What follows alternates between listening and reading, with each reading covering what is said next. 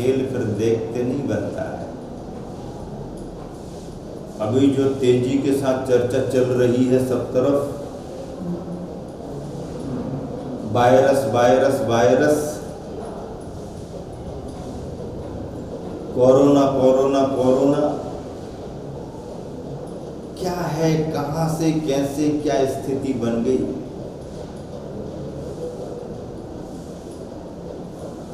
आचार्य श्री के शब्दों में आचार्य श्री ने जो भाव प्रकट किए हैं,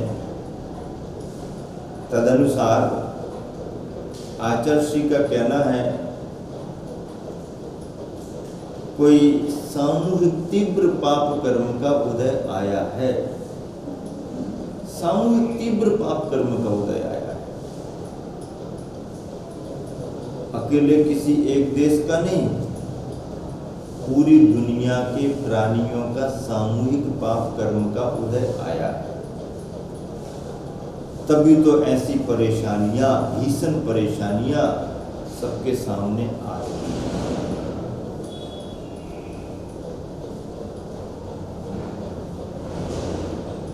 प्रकृति सम रहे, विषमता को प्राप्त ना हो,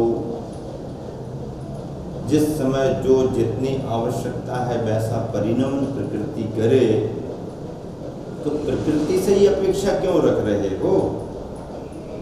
चाहने वाले प्राणियों को भी तो अपने अनुसार ही काम करना चाहिए। प्राणी अमर्यादित होगा, प्राणी प्रकृति के विरुद्ध काम करेगा, तो प्रकृति सम कब तक बनी रहेगी।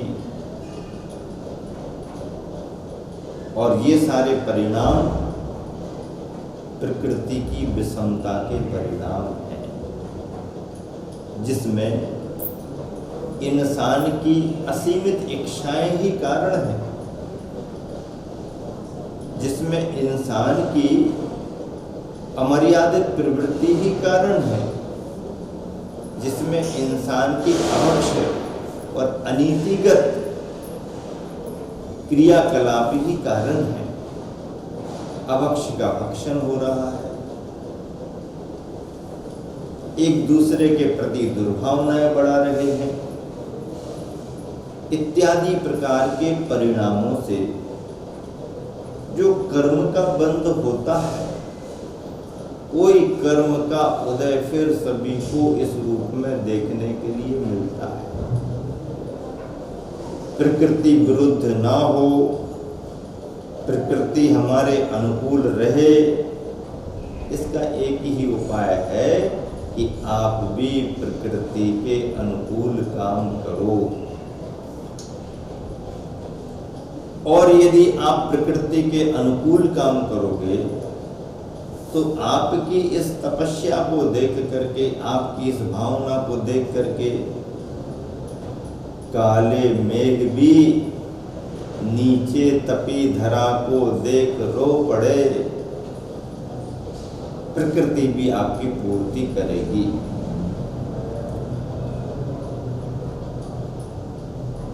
अगला हाइकू है गुरुवर का, तुम भी तैरती,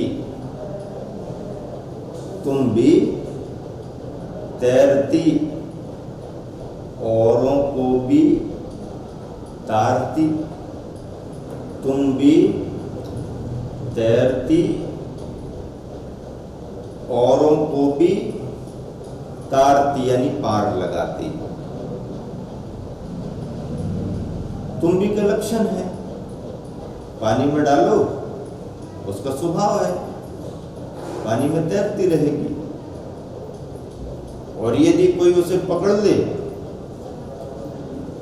तो वह अपने साथ पकड़ने वाले को भी पार लगा देती है।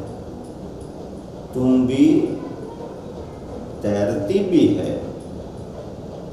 और तुम भी को यदि कोई पकड़ ले तो वो तुम भी उसे तारती भी है। लेकिन प्रश्न ये उठता है कि तुम भी कैसी हो? गीली गीली तुम भी नहीं, गीली गीली तुम भी में तो वजन बहुत है, गिली तुंबी काम की नहीं, सुखी होना चाहिए। और अंदर का उसका सारा भाग निकल गया तो फिर तो और ही कहना क्या है। लेकिन ऐसी तुंबी में भी यदि छेद हो तो छेद वाली तुंबी से काम नहीं बनेगा। इसलिए आचार्य श्री क्या कह रहे हैं कि तुंबी तैरती औरों को भी तारती, तुंबी तैरती औरों को भी तारती। पर प्रश्नवाचक चिन्ह लगा रहे हैं गुरुदेव, छेद वाली क्या, छेद वाली क्या? नहीं, छेद वाली तुंबी होगी तो काम बनेगा नहीं।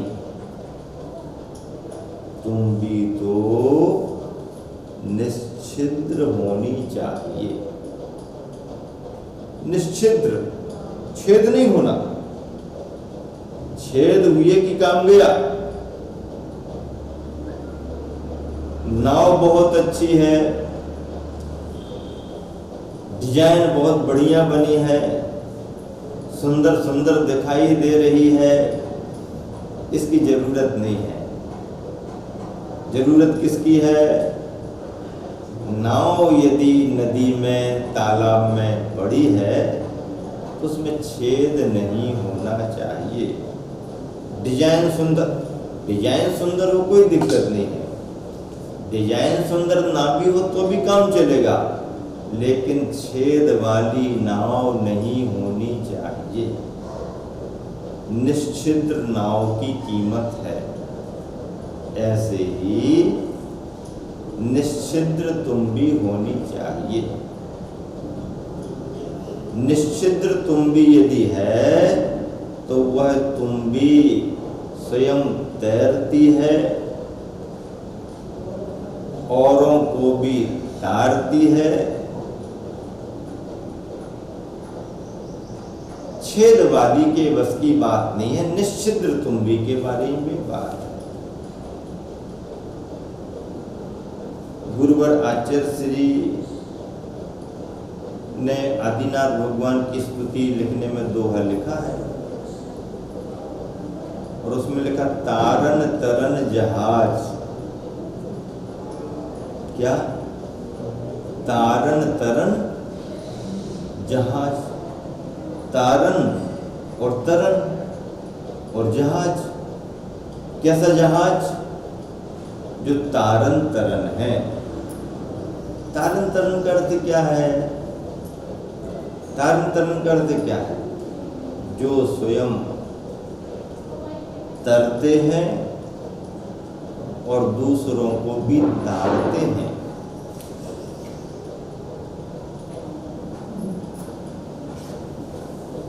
शरण चरण है आपके, तारन तरन जहाज। क्या? शरण चरण है आपके चरणों की शरण में, आपके चरणों की शरण में है। और आपके चरण कैसे हैं? तारन तरन जहाज। स्वयं पार हो रहे हैं और शरण में आने वाले को भी पार लगा रहे हैं।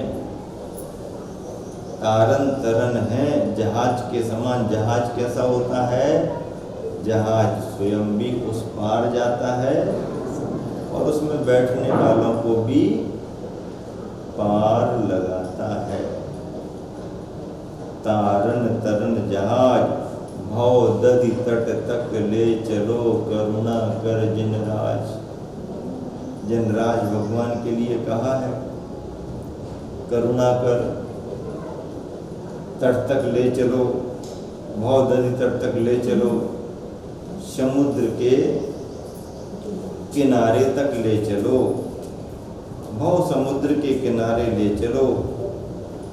हे जिनराज तारन तरन, तो तरन तारन है भगवान के चरण। भव सागर से पार करने के लिए भगवान के चरण तरन तारन है, स्वयं पार होंगे और उनकी शरण में आने वालों को भी वो चरण पार लगाएंगे। तुम भी तैरती, औरों को भी तारती, छेद वाली क्या, छेद वाली नहीं। पत्थर की नाव पार लगाएगी क्या, नहीं। कागज की नाव पार लगाएगी क्या, नहीं। न पत्थर की नाव न कागज की नाव, लकड़ी की नाव पार लगाएगी। हाँ, लकड़ी की नाव पार लगा देगी, लेकिन छेद हो उसमें तो काम नहीं बनेगा। निश्चिद्र नाव स्वयं पार होती है और दूसरों को भी पार लगाती है। हमारे कल्याण के लिए जो प्रभु और गुरु मिले हैं वो निश्चिद्र नाव की तरह है, जो स्वयं पार हो रहे हैं और दूसरों को भी पार लगा रहे हैं। अगला हाइकू अलग तरह का चिंतन लेकर के आ रहा है। आलोचन से लोचन खुलते हैं, आलोचन से लोचन खुलते हैं, सो स्वागत है। कितनी बढ़िया बात है। आलोचन से लोचन खुलते हैं, सो स्वागत है। आलोचना बुरी नहीं होती है।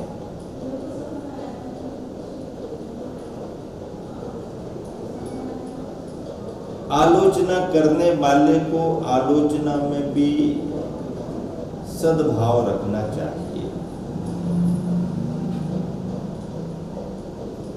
क्योंकि नीति कहती है दुर्भावना रख करके कही गई अच्छी बात भी बुरी मानी जाती है। दुर्भावना रख करके कही गई अच्छी बात भी बुरी मानी जाती है और सद्भावना रखते हुए कही गई कड़वी बात भी अच्छी मानी जाती है। हमारे मन में यदि सद्भावना है और प्रसंगानुसार यदि हम कुछ खरी खरी और कड़वाहट के साथ भी कोई बात कह दें तो बुरी नहीं मानी जा सकती है, क्योंकि कहने वाले ने कहने के पहले जिससे कहना है उसके प्रति सद्भावना का भाव रखा है। सद्भावना का भाव बहुत महत्व का है। शब्दों में कड़वाहट आ जाए तो आ जाए, लेकिन भावों में दुर्भावना ना हो। सद्भावना रख करके तुम्हारे मुख से कड़वाहट निकल भी जाए तो भी सामने वाले को लाभ ही होगा उससे। और दुर्भावना रख करके खूब मीठी मीठी बातें कर ली जाए, बढ़िया बढ़िया सलाहें दे दी जाए और मन में दुर्भावना है तो दुर्भावना के साथ में दी गई मीठी मीठी अच्छी अच्छी सलाहें भी लाभकारी नहीं होगी, क्योंकि दुर्भावना के साथ बात कही जा रही है। आलोचना तो होनी चाहिए, आलोचना करने का सभी को अधिकार भी है और व्यक्ति को अपनी आलोचना सुनने का अभ्यास भी होना चाहिए, क्योंकि संसार में ये कान मीठे मीठे प्रशंसा के शब्द सुनने के बहुत आदी होते हैं। संसार में ये कान मीठे मीठे प्रशंसा के शब्द सुनने के बहुत आदी होते हैं, लेकिन सच्चाई से कही गई कड़वी कड़वी बातें सुनने का भी अभ्यास इन कानों को होना चाहिए। यहीं पर व्यक्ति बहुत कमजोर साबित होता है। अच्छा सुनने में तो सब भूल जाता है, और जरा सा भी उसके विरुद्ध कोई शब्द आ गया तो उसे पकड़ करके बैठ जाता है और हाय तौबा मचाने लगता है। आलोचना आलोचना ही होती है।